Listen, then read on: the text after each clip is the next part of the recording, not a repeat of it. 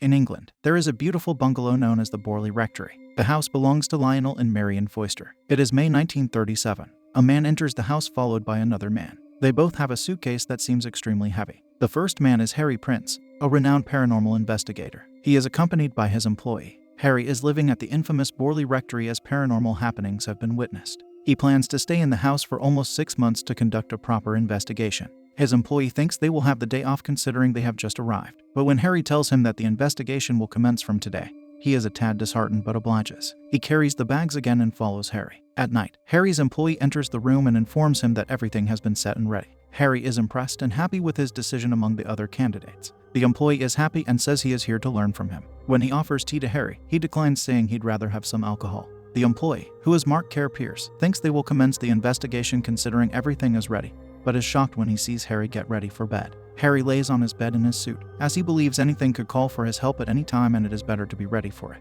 Mark is confused but listens to Harry's instructions. Harry asks him to go to the washroom and stay for an hour before moving. He also asks Mark to wake him up at 4 a.m. before going to sleep. Mark leaves the room with his hand lantern. Mark starts to look around the house. He enters a room and sits down. Just as he removes his notebook and pen, his hand lantern makes a weird noise that startles him. He decides to leave the room and not stay in it for a second longer. Mark apologizes to Harry in his mind before leaving. The next morning, 3 people enter the house. The older man meets Harry. He is Sidney Glanville. He is with his daughter Helen Glanville and his son Roger Glanville. Harry welcomes everyone. Sidney says he had to walk half a mile because the taxi driver disagreed to enter the property as it is cursed. Harry agrees. While the men head inside, Helen decides to look around the property. Harry asks her to stay within the property grounds only. While walking past greenery, a nun with a black veil on her head keeps coming. Helen is unknown by the fact and is in awe of her surroundings. On the ground, she finds a chain. She picks it up and finds a chain with a cross on it. While staring at the chain, a hand is placed on her shoulder. She is startled and finds Mark behind her. Mark apologizes. Harry, on the other hand, explains how most of the happenings have been witnessed in the bathroom. While they are talking, Helen and Mark enter the room. Sidney has to leave and return while Helen and Roger stay back to help Harry and Mark.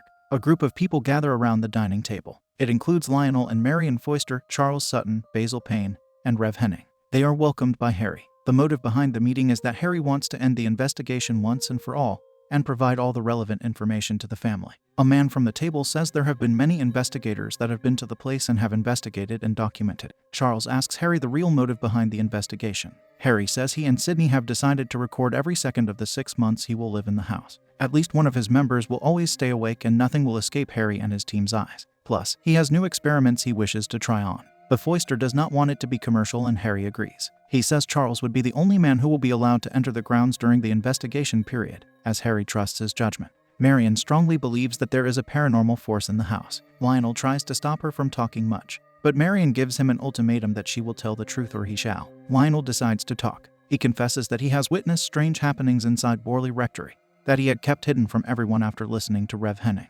He says he would only confess the whole story to Harry alone. Harry hurriedly gets up but is stopped by Marion. Marion narrates her stories are all true, and that she had seen her many times on the grounds of the property. She continues that she places dark visions in everybody's minds which affects the people. She also believes that she knows Marion is her, and she would be smiling at the fact that she has had Harry for 6 months. Marion looks behind Harry and says she is here. Lionel and Harry meet inside a room. During their stay, Lionel has seen shadows of her along with the memories of what has happened on the grounds. She decides when to show up and it is only Marion who has seen her many times. In 1925, Lionel was in his garden planting. While doing so, he felt someone's presence behind a tree. He walked towards it and came face to face with a nun. The nun had an injured face with blood streaming down from her eyes and mouth. She had a rope around her bust area. The moment Lionel saw her, he screamed and ran away. That was the last time he had seen her until now. In the room where Marion saw her, he did too. Harry is now extremely determined to find the truth. That night, Harry, Mike, Helen, and Estelle sit around the table to start a new experiment. Estelle is a spiritual medium and calls for the spirits in Borley Rectory. She tries to lure the spirit towards them and sees a woman weeping in a corner. The woman is right behind Mark.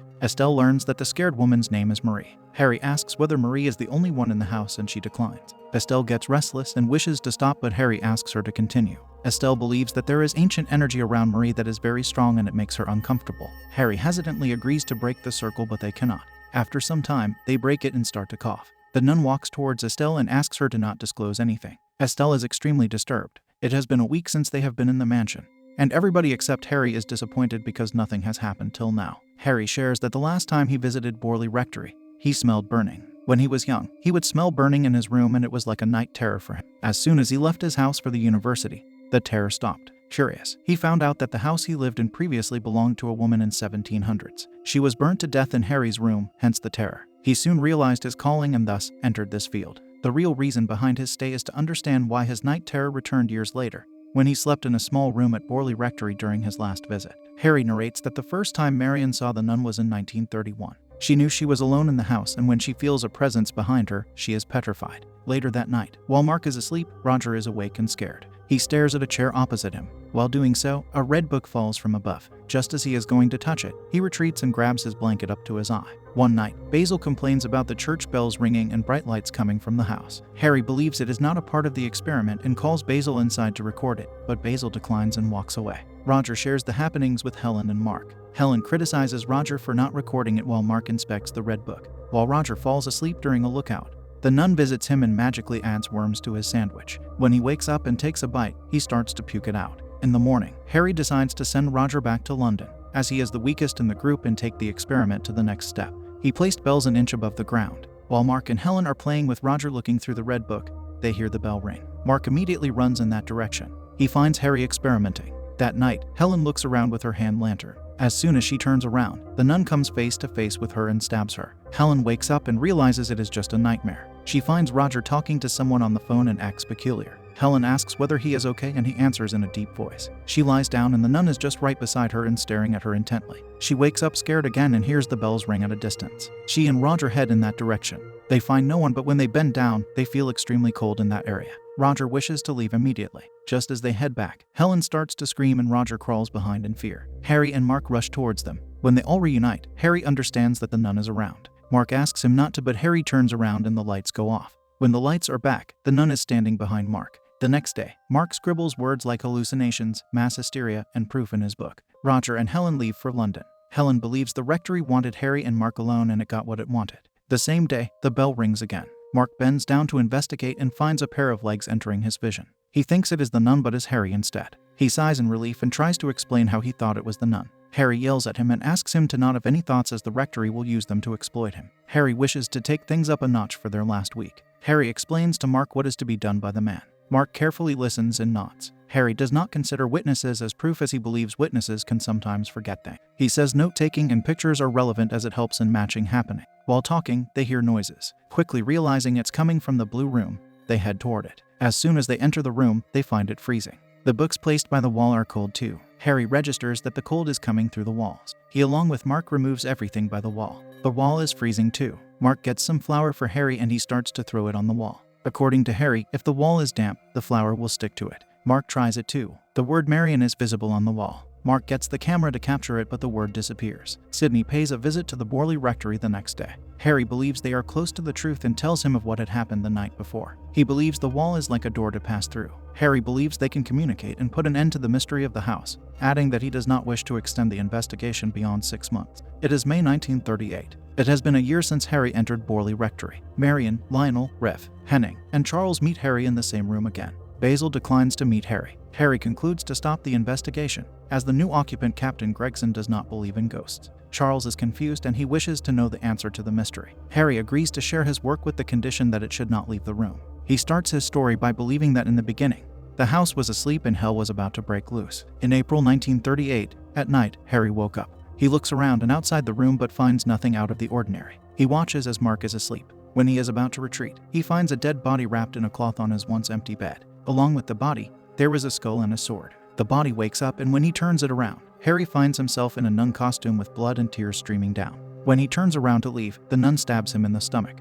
Harry wakes up and screams. Sydney calms him down while Mark runs inside the room. Over tea, Sydney asks Harry about the nightmare. Harry says he just saw his death and that terrifies him. Sydney believes whatever is in the house is communicating with Harry. That night, Marion, Harry, Helen, Sydney, and Mark sit in a circle with an Ouija board in the center. Helen asks everybody to hold hands. She then asks everybody to keep their eyes open while she will keep her eyes closed, adding that she will be the only one to speak henceforth. Helen starts the session. She asks the spirit to knock once for yes and twice for no to answer her question. A knock follows. After a few questions, Mark asks whether the spirit is trapped and the spirit knocks once. Soon later, the table starts to vibrate. Marion looks under the tablecloth to find the nun. Helen is attacked. Harry believes the building is full of ghosts, and they are all attacked. When they wake up, they find Helen possessed. The nun and Mark stare at each other. Harry understands that the nun planned to open the doorway and she lured all of them here. Other spirits wish to move on but are captured by the nun. To save Helen, Mark faints. The nun asks Marion to keep quiet. While talking to Marion, Harry realizes her peculiar behavior and the change in her voice. The spirit calls himself the Everything.